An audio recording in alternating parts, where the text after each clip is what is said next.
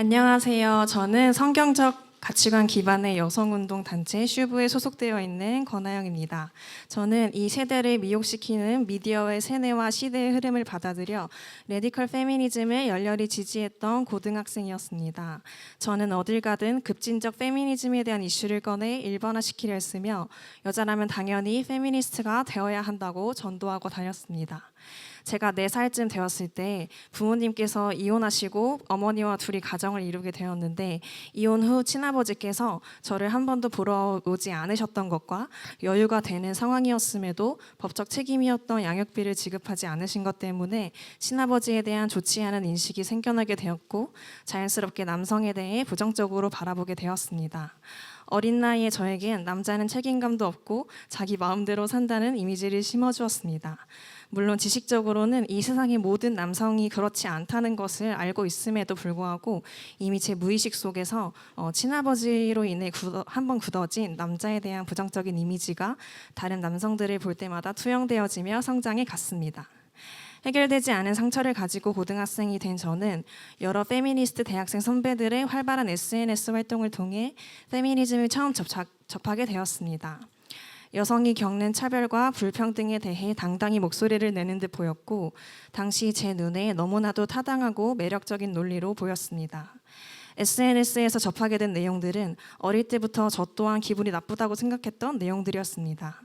대표적으로 남아 선호 사상에 대한 비판적 인식이 있었는데, 저도 외할머니께서 여자인 손주들보다 남자 손주를 더 편애하시는 모습이 제 안에 질투와 분노로 남아있다는 걸 알게 되었습니다. 이에 대해 선배들이 SNS에 제시한 해결책은 남자라는 존재 자체를 혐오하는 방향이었습니다. 상처를 해결하는 방법은 모든 남자를 혐오하는 것이 아님에도 불구하고 고등학생인 저는 대학 선배들의 글들을 보며 있는 그대로 받아들이게 되었습니다. 또 저는 자극적인 쪽으로 과장된 언론과 기사들로 인해 제가 겪지도 않은 일들을 마치 제가 겪은 것처럼 과몰입하게 되었습니다. 남성보다 적은 여성 임금, 직장 내 성추행으로 인한 여성들의 피해 등 사회적인 문제를 언론에서는 여자들의 피해에 대해서만 더 자극적으로 과장하며 갈등을 조장하였고, 그러한 미디어 콘텐츠에 그대로 노출된 미성년자였던 저는 마치 제가 직접 겪은 일인 양 감정이 일어나게 되며 동조하게 되었습니다. 이러한 글들을 접하면서 시간이 지날수록 저는 점점 더 급진적인 페미니스트에 가까워지게 되었습니다. 그러던 어느 날 저는 메갈리아라는 여성 페미니즘 커뮤니티 사이트를 보게 되었는데, 남성들로부터 받은 피해를 여성들이 똑같이 되돌려주는 미러링이 올라오고 있었습니다. 남성 커뮤니티에서 했던 것처럼 똑같이 남성을 몰래 사진 촬영하고 어린 남자아이에 대한 성적인 글들이 작성되어 올라왔습니다. 저는 이 시점에서 한 가지 의문이 들게 되었습니다. 아무리 남자들이 잘못한 게 많다고 해도 성경에는 악을 악으로 갚는 것이 아니라 악을 선으로 갚으라고 하셨는데, 과연 이 여자들의 행동이 하나님이 원하시는 뜻이 맞을까 하는 의문이 들었고, 저는 하나님 앞에 나아가 제가 맞다고 여기는 이 페미니즘이 정말 맞는지 알려달라는 기도를 하게 되었습니다. 그 후 얼마 안 있어서 참석하는 교회에서 예비 대학생들을 위한 특강이 열렸고, 여러 강의 세션 중 페미니즘 강의가 있었고, 저는 꼭 그 강의를 들어야겠다는 마음이 들었습니다. 강의 중에 목사님께서 하나님께서 남자를 먼저 만드시고 그 후에 여자를 만드신 하나님의 창조 질서에 대하여 이것은 온전히 하나님의 주권이라고 말씀해 주셨습니다. 이 말씀 앞에 저는 어떠한 반박심도 들지 않았고, 하나님의 주권이구나 하며 클리어하게 받아들이게 되는 은혜가 있었습니다. 이전부터 하나님 앞에 먼저 기도하며 나아갔었고, 하나님 뜻에 순종하고자 하는 부드러운 마음이 있었기 때문에 방해 없이 받아들이게 되었습니다. 또 그 말씀을 듣고 모든 여성이 페미니즘에 휘말리는 이유가 자신의 인생이 자기 것이라고 생각하기 때문이란 걸 알게 되었습니다.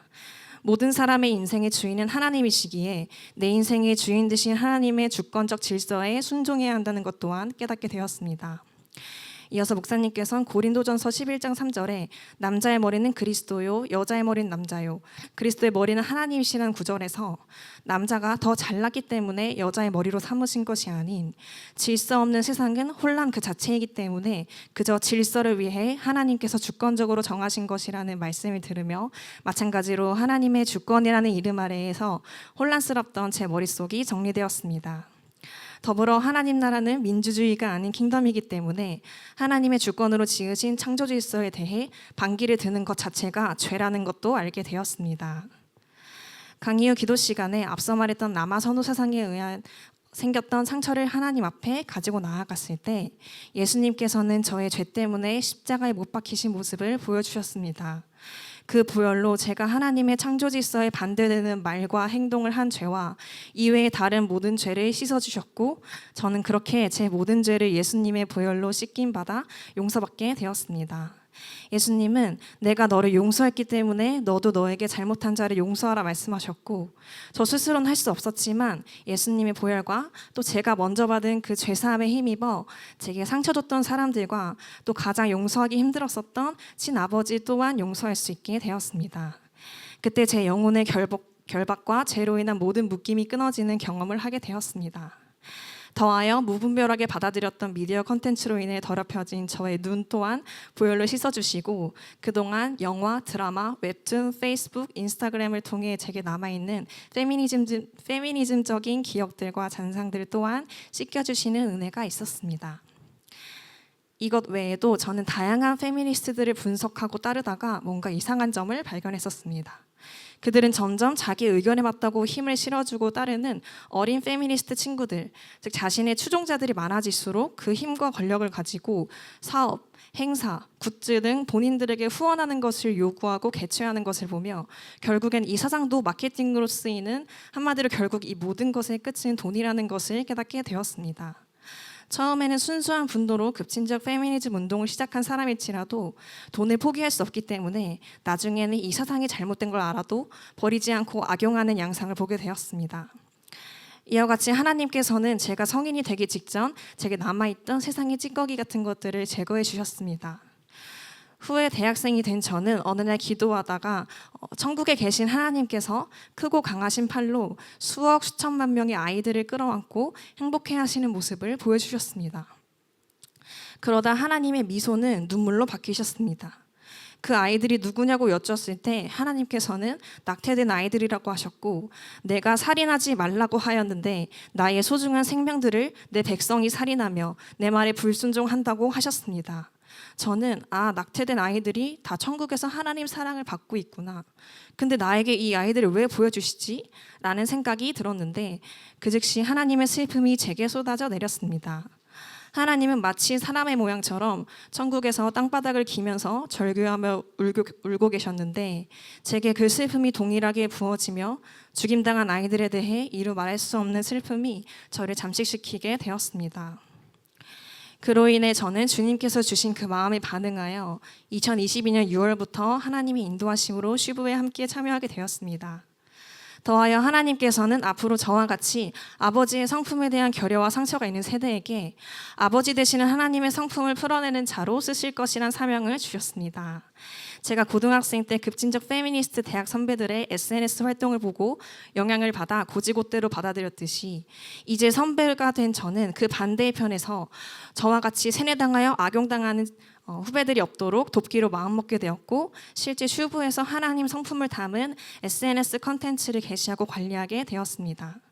저는 지난 2년간 슈브에서 진행한 각 페미니즘 도사별 스터디 모임을 하며 더 깊은 학술적인 연구를 할 수 있었고 그로 인해 페미니즘의 역사에 대해 더 세세히 알게 되었습니다. 역사를 알고 나니 이 운동의 흐름을 주도적으로 진행한 사람들과 그 사람들이 어떠한 악한 목적을 가지고 사람들을 선동했는지, 예를 들어 가정과 성의 질서 등 서구 사회 성경을 기반으로 만들어진 정통적 규범을 파괴하고자 하는 목적으로 운동을 주도했다는 것을 알게 되었습니다.